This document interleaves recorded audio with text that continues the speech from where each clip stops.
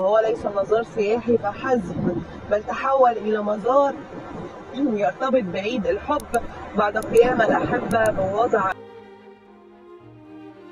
أقفال حديدية بصورة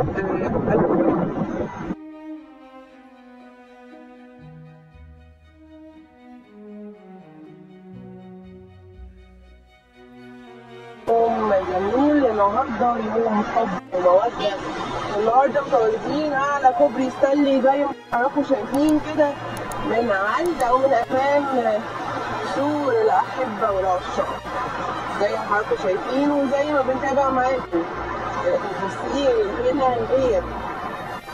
زي ما انتم شايفين هنا احنا موجودين عند السور اللي متواجد عليه عشرات ومئات الإقفال الحسيبة.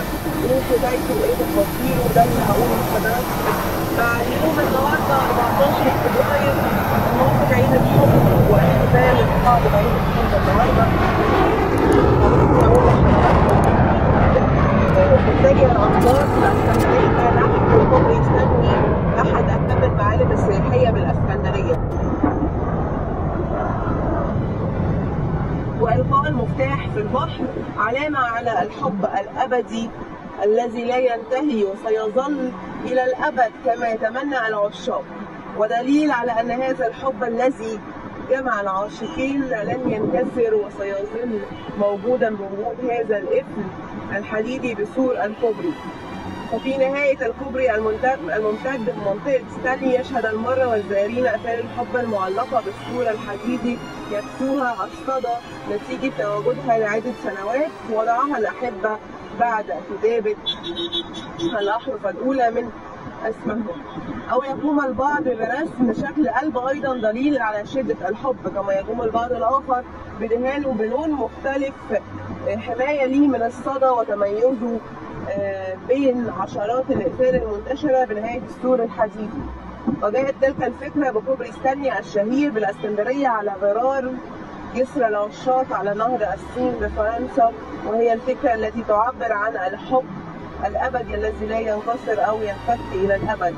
وأثارت تلك الظاهرة جدلا واسعا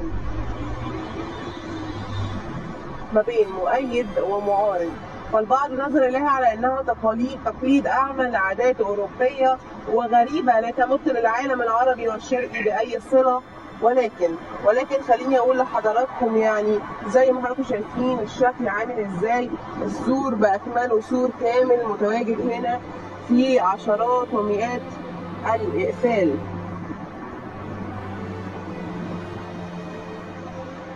وتعود تلك القصة التي بدأت في عام 2016 حينما أطلق جوليا وفادي، زوجين تزوجا حديثا في ذلك الوقت، مبادرة وضع الإقفال على كوبري ستانلي على غرار جسر الفنون على نهر السين في فرنسا. ومنذ ذلك الحين أصبح كوبري ستانلي يمكن من أهم الأماكن لاحتفال العشاق بعيد الحب، حيث يشهد كوبري ستانلي تجمعات في أعياد عيد الحب لإلقاء الورود الحمراء والبالونات الملونة من الشباب في مياه البحر من أعلاه احتفالا بتلك المناسبة.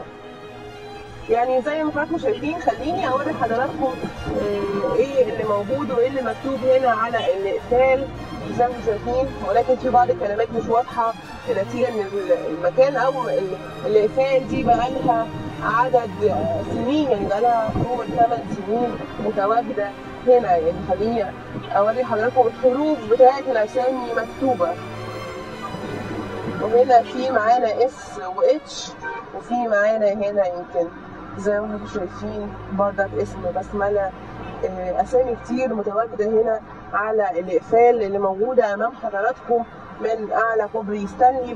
بننقلها وبنرصدها لحضراتكم زي ما حضراتكم شايفين كده معانا. هنا في حرف الار،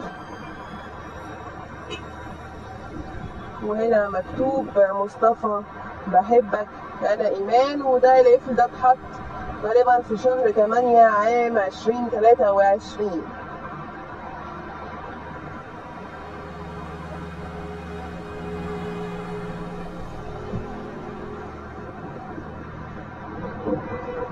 زي ما انتم شايفين الاقفال، عدد كبير من الاقفال اللي موجوده هنا على كوبري ستانلي بننقلها وبنرصدها لحضراتكم لو أول مرة تشوف قناتنا متنساش الاشتراك واللايك وتفعيل زر الجرس. نورتونا.